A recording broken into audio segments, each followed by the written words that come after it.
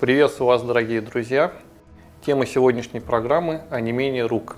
Проблема эта сейчас приняла чуть ли не массовый характер. Людей, у которых онемеют руки, стало довольно много. И сегодня я вам расскажу о том, почему это происходит вообще, почему возникает онемение рук. Существует такое широко распространенное мнение, что руки немеют всегда из-за шеи. Причем это мнение, как ни странно, существует и у врачей, и у массажистов. То есть, если у вас немеют руки, в большинстве случаев вам скажут, это от шеи. Но вы удивитесь, на самом деле, вот случаи, когда руки немеют от шеи, их довольно много, но это не самая частая причина онемения рук. Самая частая причина онемения рук на сегодняшний день – это синдром запястного канала. И это заболевание часто бывает у тех людей, которые много работают за компьютером, много работают мышкой. Ну и не только у них, то есть у запястного канала масса причин. И еще раз хочу повторить, что на сегодняшний день синдром запястного канала – это самая частая причина онемения рук. Как понять, что у вас синдром запястного канала? Во-первых, это заболевание связано с тем, что вот здесь вот в запястном канале пережимается нерв. И проявляется это заболевание очень характерными симптомами. А как правило, немеют несколько пальцев, причем часто за исключением мизинца. То есть немеют первый палец, второй, третий, четвертый. И онемение, в принципе, оно идет от кончиков пальцев до запястья. Иногда оно доходит до локтя. И совсем в тяжелых случаях оно идет до плеча. И обратите внимание, что при этой болезни онемение очень редко идет до самой шеи. То есть, если у вас онемение рук началось от шеи, от повреждения шейного отдела позвоночника, там будет по-другому. Там боли и онемения начинаются от самой шеи и идут вниз по руке. А здесь онемение начинается с кончиков пальцев, с ладони и редко идет до шеи. До плеча это максимум. Когда происходит это онемение? Чаще всего при синдроме запястного канала онемение в руках происходит ночью или под утро. То есть или в 3-4 часа ночи, или под утро в руках появляется такое жжение, покалывание, и рука начинает неметь. Днем при синдроме запястного канала это онемение уменьшается. И днем в основном онемение возникает только в том случае, если человек, опять же, долго работает за компьютером или держит поднятую руку вверх. А еще когда говорит по мобильному телефону, то есть вот в таком положении удерживается рука. Правда, надо сказать, что ночное онемение, вот с чего мы начали, оно бывает и при повреждении шейного отдела позвоночника. Поэтому надо бы подумать, а как нам отличить, немеет рука из-за шеи или все-таки из-за запястного канала. Здесь нам помогут несколько так называемых тестов. Например, есть такой манжеточный тест. Берем аппарат для измерения давления, но накладываем его не как обычно, а примерно на это место, посередине между кистью и локтем. И накачиваем давление примерно до 150 мм ртутного столба, то есть чуть выше нормального артериального давления. И удерживаем давление примерно 30-40 секунд. Вот у человека, который болеет синдромом запястного канала, в этот момент начнется сильное онемение в руках. Но этот тест не всем нравится, поэтому я предложу еще один тест. Есть так называемый тест Тинеля. Разворачиваем руку. И вот здесь, где проходит запястный канал, тут у нас такие складки. Начинаем вот так вот постукивать. 10, 15, 20 секунд постукиваем по этому месту. И если появляется характерное онемение в пальцах, то да, скорее всего, у вас синдром запястного канала. В принципе, есть еще один тест, очень простой.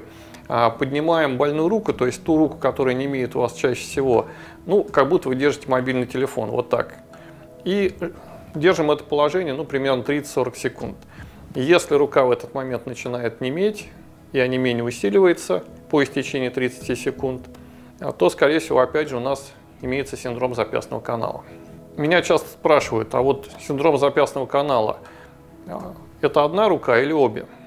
Бывает и так, и так. Бывает, что немеет одна рука, а бывает, что немеют обе руки. Но при этом, как правило, одна рука все-таки немеет чуточку сильнее. И чаще всего это та рука, которая больше всего нагружается. В целом, когда ко мне приходит на прием пациент, у которого немеют руки, с вероятностью 90% можно предположить, что у него либо синдром запястного канала, либо какое-то повреждение шеи. Как их отличить, я вам только что рассказал. Какие еще бывают причины онемения рук? Мы об этом довольно часто говорим, и я еще раз хочу об этом напомнить нашим зрителям, что прием многих таблеток, и в частности таблеток от повышенного давления, тоже приводит к побочным симптомам. И одним из этих побочных симптомов может быть как раз онемение рук. Поэтому, если у вас немеют руки, особенно если это симметричное онемение обеих рук, проверьте аннотации тех лекарств, которые вы принимаете. Потому что многие таблетки от давления вызывают онемение рук. Еще раз подчеркиваю, симметричное онемение рук, двух рук сразу, проверяем аннотацию лекарств. Кроме того, довольно часто руки немеют у людей, болеющих сахарным диабетом, особенно второго типа. Собственно говоря, надо знать, что если вы пьете лекарства для лечения диабета второго типа, вам нужно раз в году прокалывать витамины группы В. Вот, собственно говоря, курс этих витаминов, особенно, это может быть мильгамма или камбилипен, он предотвращает в том числе вот эту диабетическую нейропатию. Ну и существует еще одна болезнь, которая приводит к онемению рук.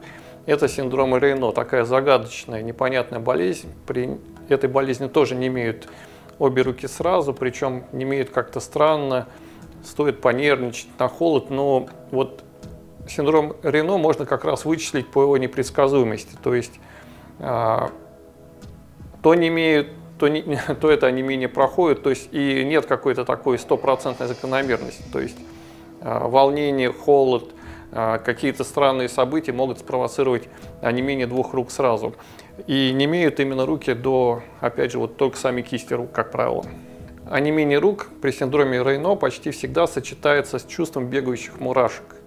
Или руки при этом белеют, или они наоборот резко краснеют. Это, кстати, характерный симптом именно болезни Рейно. Но все-таки давайте мы вернемся к синдрому запястного канала и к онемению, которое идет от шеи, потому что эти два состояния дают онемение рук, как я уже говорил, гораздо чаще, чем все остальные. Как их лечить? Если проблема с шеей, то понятно, что нужно лечить шею, вероятно, обращаться к остеопату или к мануальному терапевту. Здесь все просто. Устранил повреждение в шее, пройдет онемение рук. Если синдром запястного канала, это уже гораздо сложнее, потому что первым делом надо понять, от чего он возник. Если от неправильной работы с мышкой, то есть плохо подобрана мышка или вы руку перегружаете, то нужно подбирать себе мышку, надо регулировать высоту рабочего стола.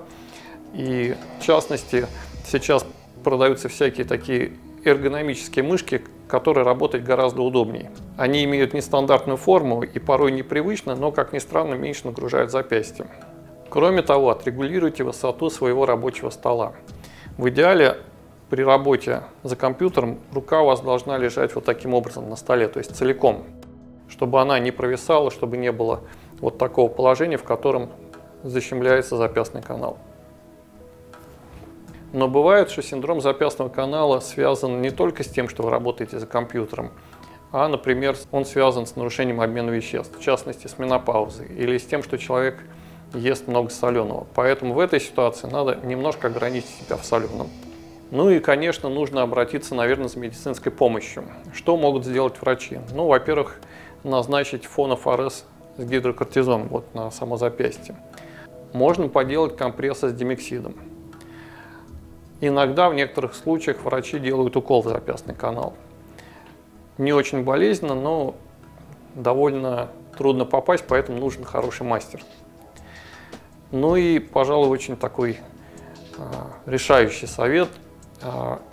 Очень хорошо при синдроме запястного канала помогают специальные упражнения, которые расслабляют руку в этом месте. Эти упражнения у нас записаны, и вы их можете посмотреть. Называются они упражнения для лечения локтя. Именно эти упражнения, которые мы дали для лечения локтя, их можно использовать и для лечения синдрома запястного канала.